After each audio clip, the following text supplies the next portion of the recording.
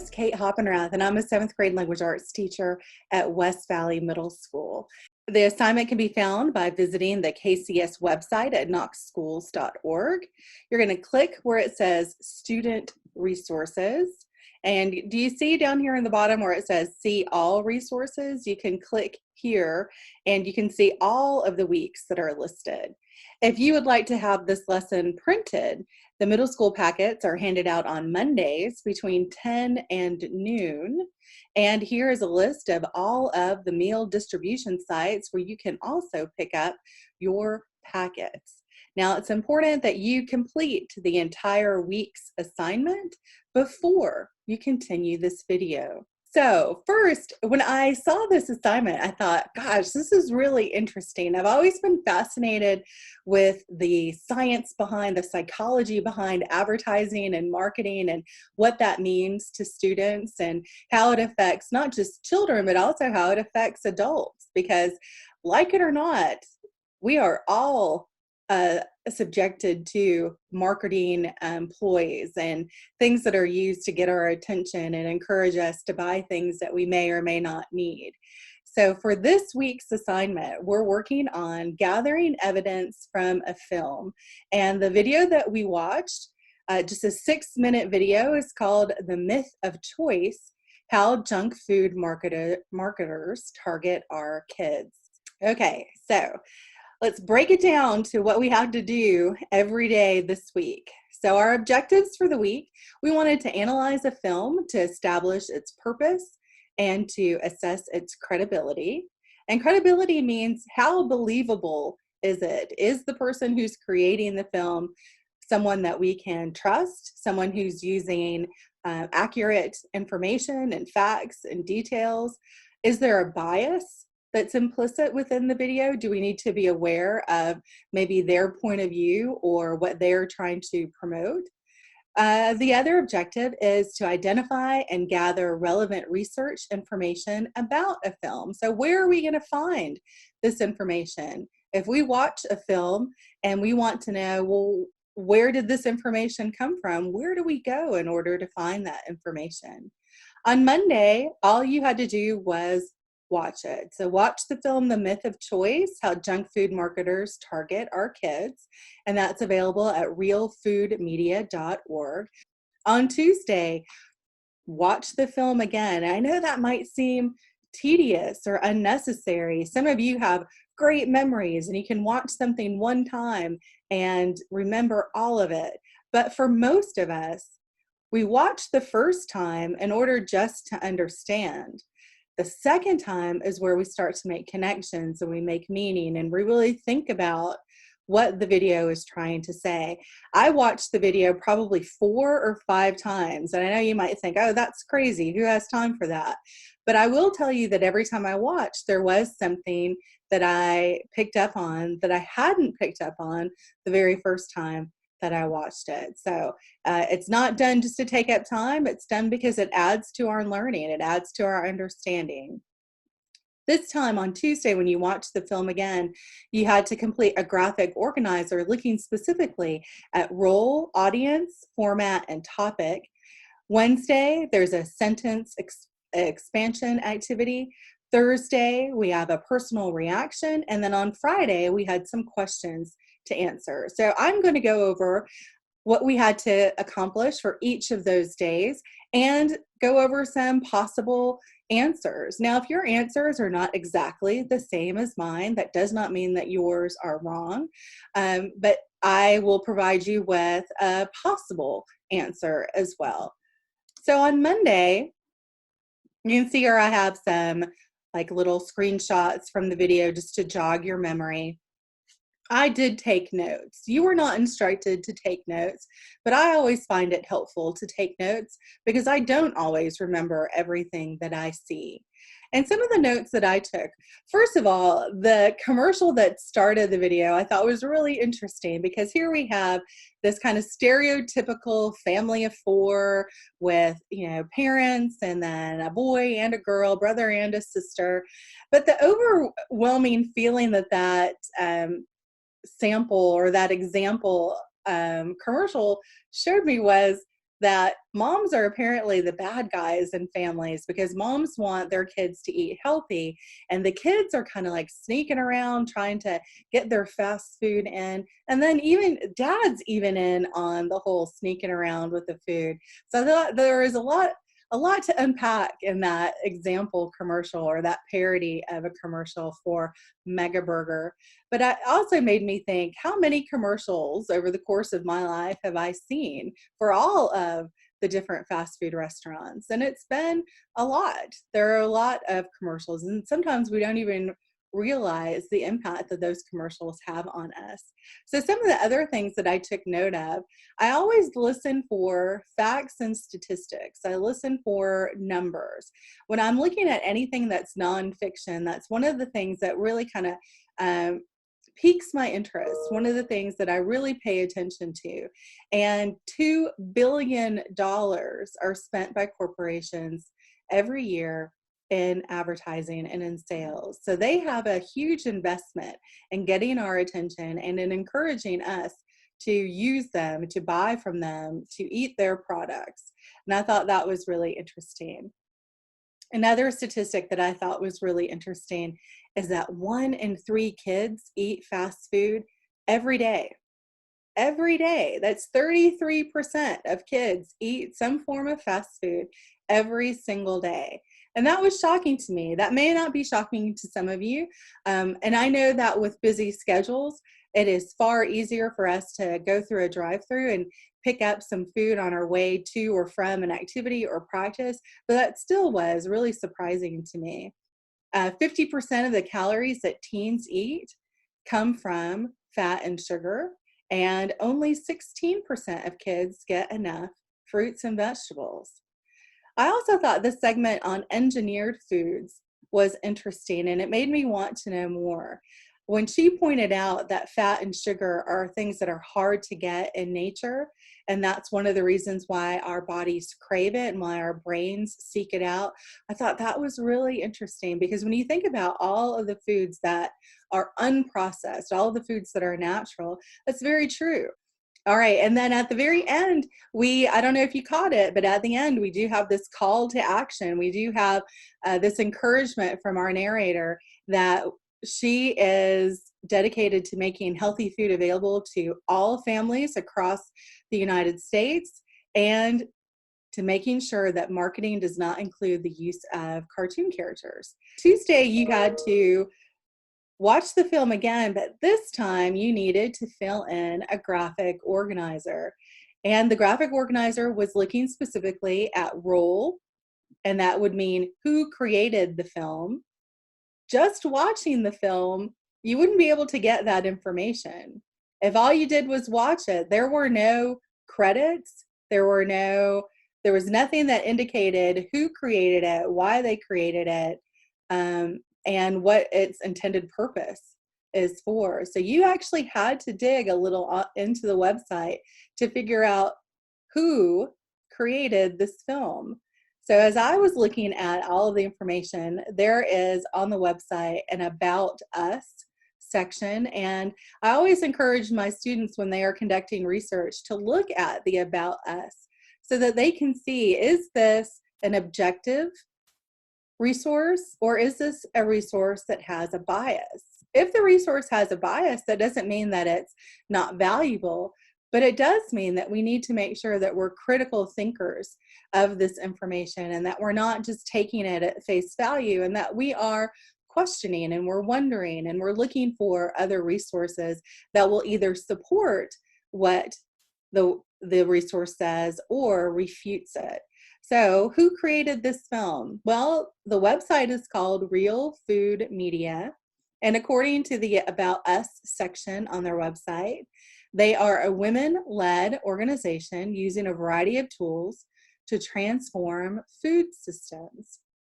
That whole page was really interesting.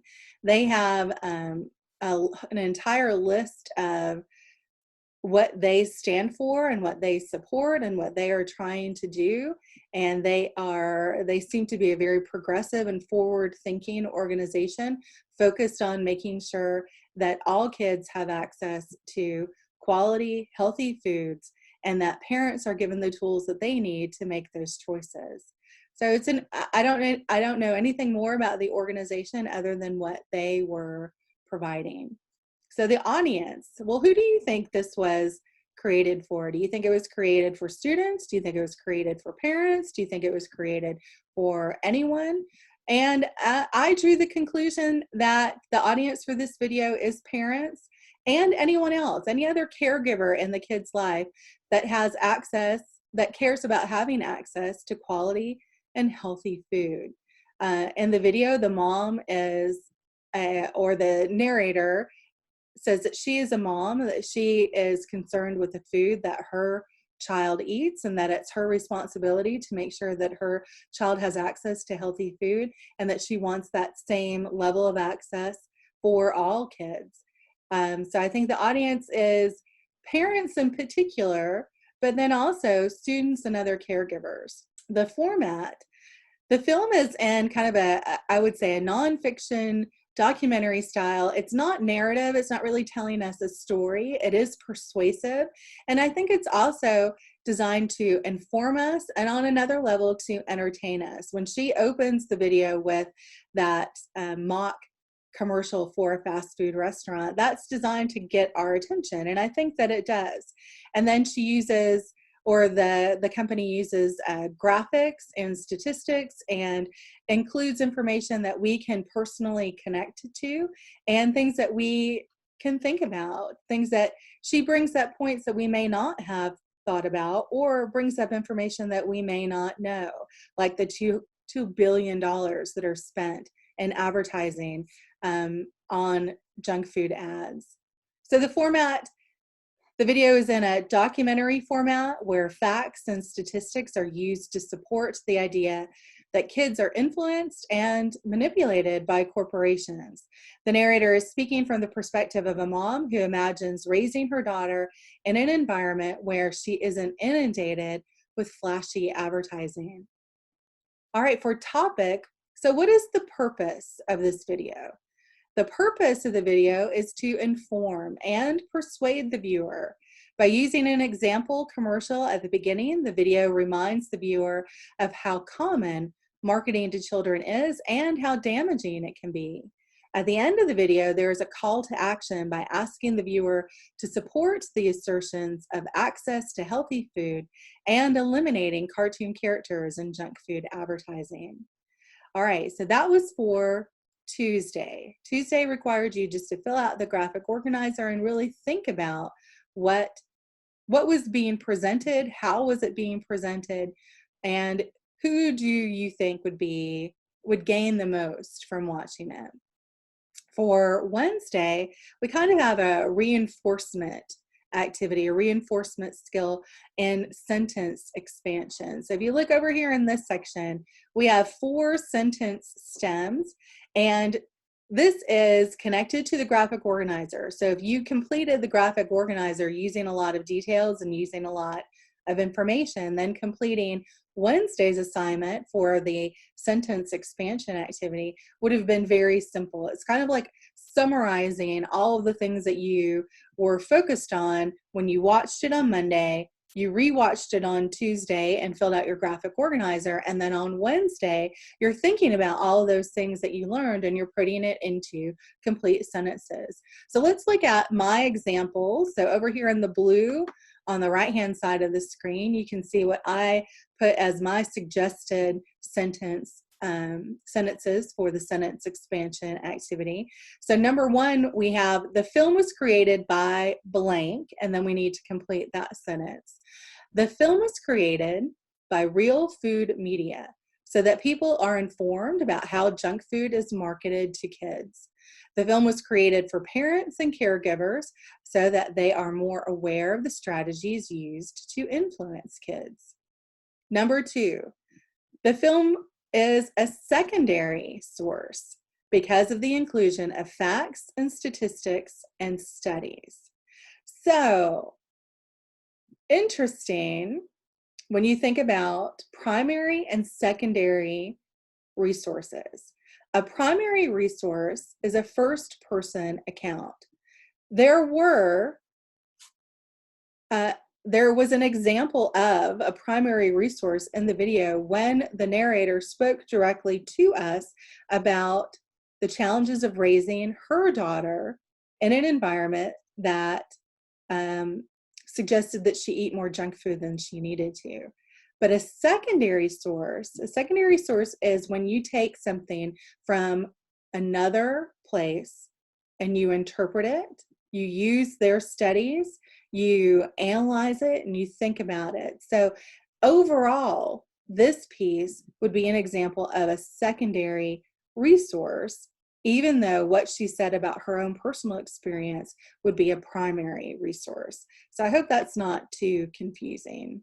And the purpose of the film is to inform the viewer about strategies used by corporations and to encourage viewers to support initiatives to make healthy food widely available and eliminate cartoon marketing.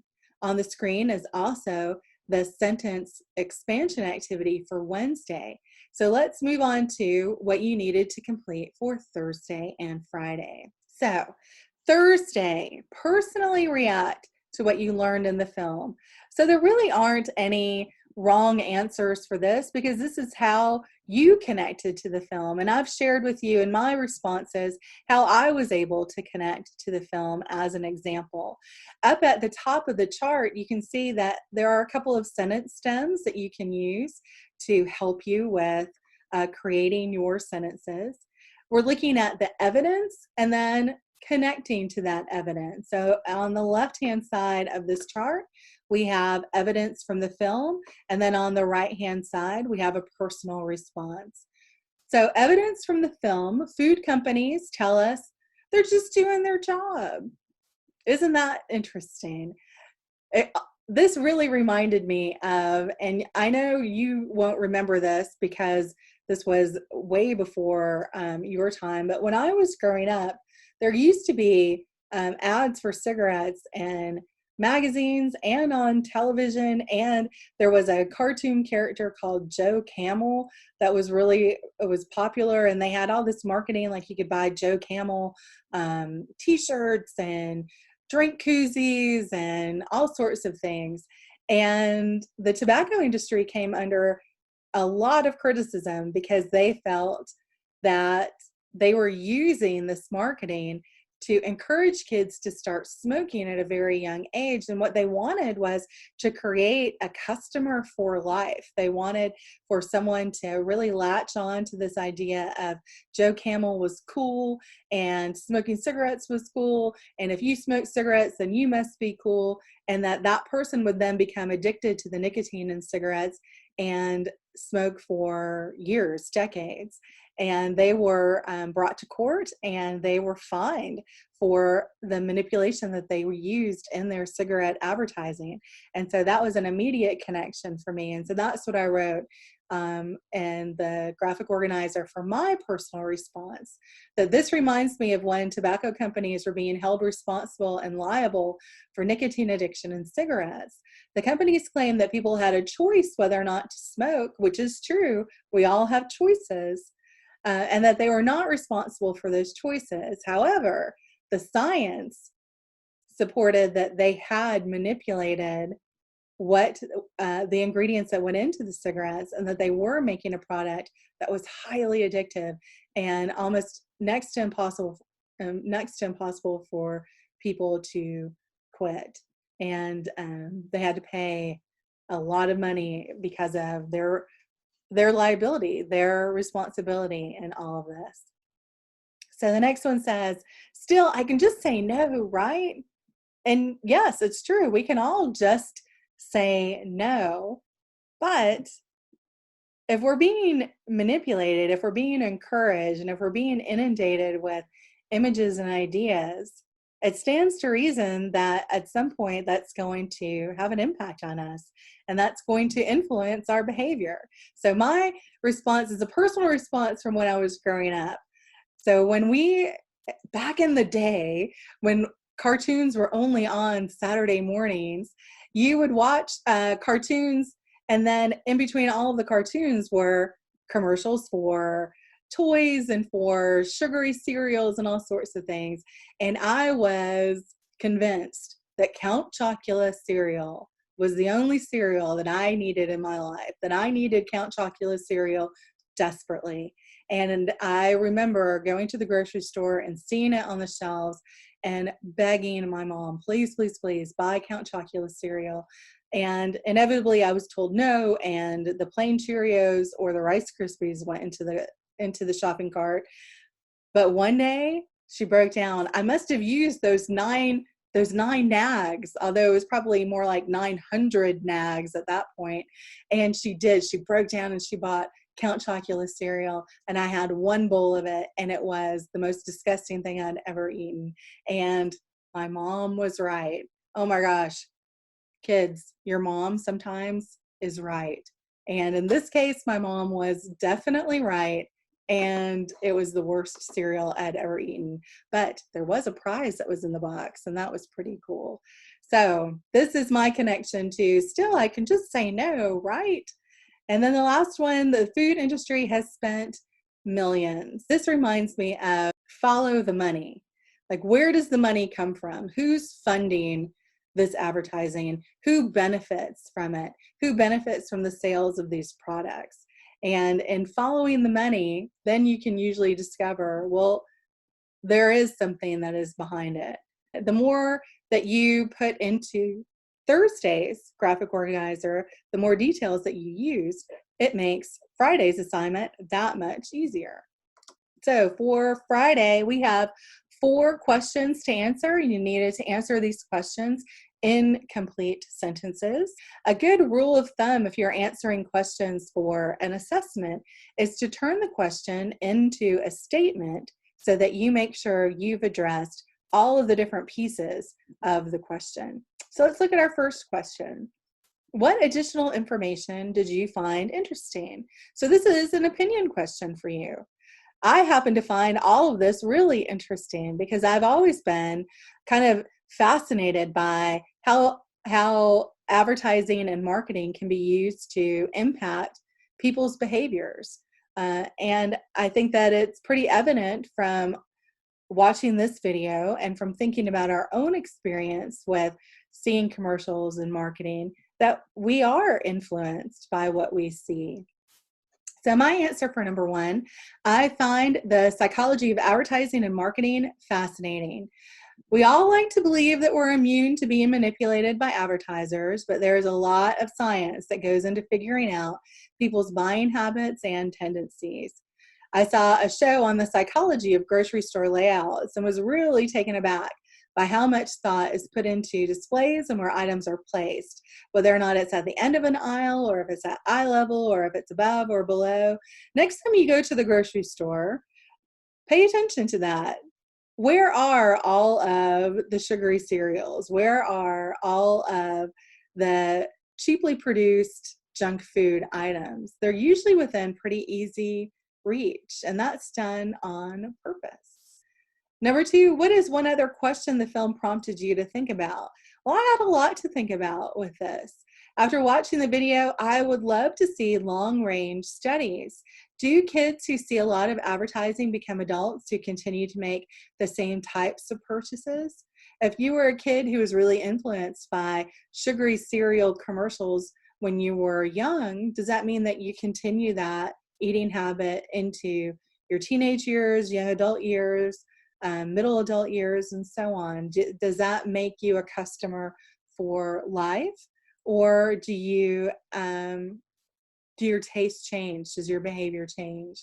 Do we outgrow the impact of cartoon characters, colors, and other strategies used on kids? Since so many of us get our shows from streaming apps, how has advertising changed to continue to find the consumer audience? I thought that would be something interesting to look at too. If all of our consumption of media is happening on Instagram, or if it's all on TikTok, or if it's on other social media platforms, how are those advertisers continuing to get to us so that we are still manipulated, still encouraged to make purchases? Number 3, respond to the essential question. So this is our overarching, this is what we're supposed to take away from this entire activity. What role does advertising play in the lives of youth? Think about how advertisers attempt to influence consumers. So what is the role of advertising? How are we impacted by advertising? Advertisers view kids as potential customers and as potential adult customers. By encouraging brand loyalty, advertisers are hoping to create a lifelong connection to a product. It reminds me, so this is a personal connection that I'm making, of the Coke versus Pepsi debate. I am originally from Chicago, and most of my family is still in Chicago, but I really grew up in Atlanta. So if you were to ask my Chicago relatives what their soft drink choice or their pop that they would like to drink is, most of them would say Pepsi. But growing up in Atlanta, where Coke headquarters is located, I was inundated with Coke products. There were Coke things in my school, even because Coca-Cola Corporation sponsored a lot of things for schools and paid for high school stadiums and things like that. So when I am choosing to drink a carbonated beverage, Coke is my go-to. Coke is my number one. And so that brand loyalty is built into it because of what the corporations did to get my attention when I was growing up. So I thought I'd share that little personal anecdote with you. Number 4, from what you can tell, how reliable is this source?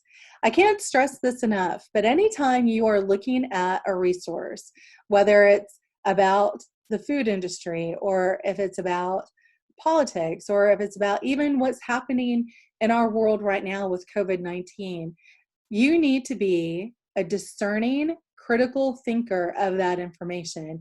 You need to wonder and think about and question, where is this information coming from? Is it a reliable source? If I see something on social media that's not attributed to a source that I can rely on, is it something that I can believe in? Is it something that I should share? And this is a skill that's invaluable to all of us, not just you as a 7th grader, but to all of us as adults, as people who are a part of this entire community. We need to make sure that the information we are sharing is accurate and real and reliable. So from what we can tell, is our source reliable? So I did a little digging on the website, and in my estimation, this is a reliable website that uses research from a variety of universities and scientists, and that we can believe the statistics and the facts that are used in promoting healthier eating. So my answer for number 4, the website for the video is an interesting one. Based on what I see, the information does appear to be based on facts and science. I do wonder how they are funded and if their studies are objective or if those studies are used to support their philosophies. So again, being a critical thinker, really wondering, am I being given the whole picture, the complete picture, or am I only being given a piece of that information?